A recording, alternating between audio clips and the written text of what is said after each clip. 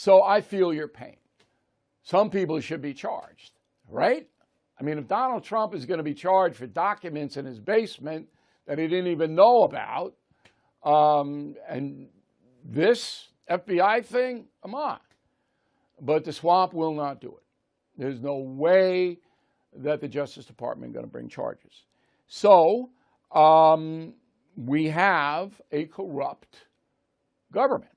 And that's that. There's nothing that we can do other than elect different people and hope that they're more honest.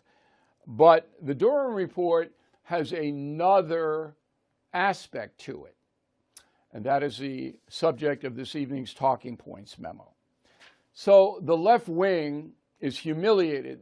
They're incapable themselves of being humiliated, but the people who are not left wing, they know, because the left wing went out and convicted Trump in his campaign all day long. Everybody knows that. Now they're humiliated. The FBI has lost all credibility with me. And I wrote Killing the Mob, and the FBI dismantled organized crime in the 1950s and early 60s. They knocked out the Ku Klux Klan. They kept a lid on Hitler's spies and Japan saboteurs. They did a great job containing Russia in the Cold War. The FBI had a really stellar resume and is the most powerful law enforcement agency in the world, not just the United States. And now it's gone. The image is gone. You have to reorganize the whole thing because Americans believe it's corrupt, and it is. Flat out is. So that's the big thing with the Durham report. Durham said, quote, the FBI moved forward with the investigation despite a lack of information from the intelligence community that corroborated a hypothesis upon which the Crossfire Hurricane investigation was predicated.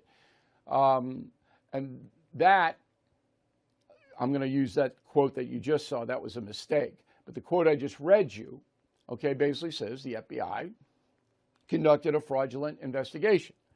Now, this is the key quote in the Durham report. Put it on up.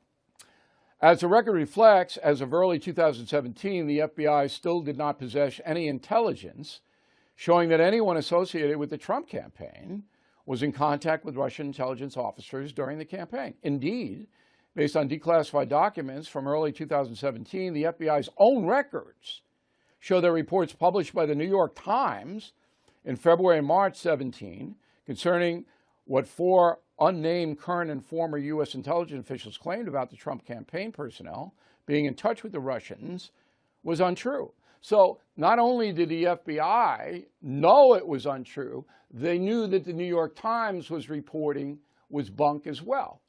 And I'll get to the New York Times in a moment.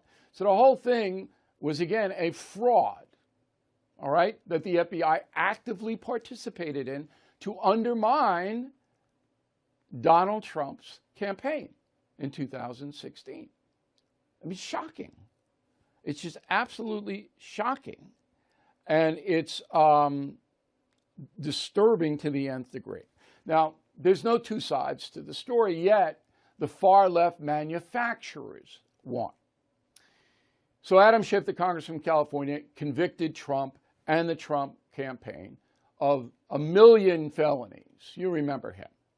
This is what he said last night. Go. This conclusion, which adds very little to the Inspector General's report we had 2 years ago, never proves the deep state conspiracy that was alleged all along. So we have 4 years of wasted effort. And worse than that, we have 4 years, I think, of undermining the department in a political prosecution. Is there a more intellectually dishonest public servant in this country than Adam Schiff? I don't think so. I would take George Santos over Schiff. That's how bad Schiff is. And he knows he can say anything on MSNBC. I mean, it's just a cartoon over there. But his constituents in California they don't care. Care what he says. All right, let's get to the New York Times and the Washington Post. They won Pulitzer Prizes for their reportage on the Russian collusion case, which reportage the FBI says is fabricated. They made it up. Now, they made it up using anonymous sources. When I say made it up, the New York Times and Washington Post printed what they were told by people they didn't identify.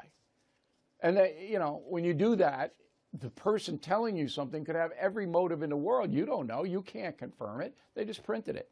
They got a Pulitzer Prize in 2018. Here's what the Pulitzer Company said about giving them the award.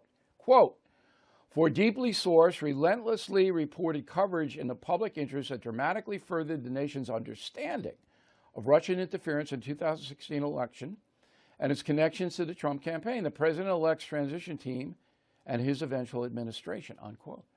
And it was all fake. And there's a Pulitzer Prize company. All right? So, you're going, what the deuce is going on here, right? So the Pulitzer people are based at Columbia University in New York City. Used to be a very prestigious award. Began in 1917. But now the Pulitzer Company has no credibility, just like the FBI. None. So in 2022, last year, Pulitzer knew it was in trouble, and they investigated. And here's the conclusion of that investigation. Quote, no passages or headlines, contentions, or assertions in any of the winning submissions were discredited by facts that emerged subsequent to the conferral of the prizes. The 2018 Pulitzer Prizes and National Reporting stand. That's a lie. That's a lie. There are no facts. As Durham and Robert Mueller, the other special counsel, no facts. It was all bull. And it was engineered by the Hillary Clinton campaign. They provided the bull. The New York Times printed the bull. The FBI knew it was bull and went ahead with more investigating anyway. I mean, really, I've been in this business a long time, and you know that. I've never seen anything like this. So some journalists contacted the New York Times today and said, you're going to give the Pulitzer back? No. And the Washington Post wouldn't even take the call. I mean, it's shocking. That's the word. It's just shocking. Now, I'm going to be on News Nation tonight at 8:30 with Chris Cuomo. And then Cuomo's a Democrat. He's a lefty. All right? And this is our lead topic here. So you might want to watch that. 8:30 News Nation tonight. So the White House obviously sees his Durham report, and a reporter, only one from Real Clear, asked Karine Jean-Pierre about it. Go. Does he agree with Special Counsel Durham that there needs to be wholesale changes at the FBI? Again, that is with the Department of Justice. That's not something that I'm going to speak from the podium. As you just stated in your question, we believe in an independent Department of Justice. Independent, it's corrupt. But as long as it's independent, it's okay. It's corrupt. It's okay. Yeah, it's independent. I can't. I want to disparage Ms. Jean-Pierre, but I can't bring myself to do it. Too easy a target. It's almost like Kamala. It's just too easy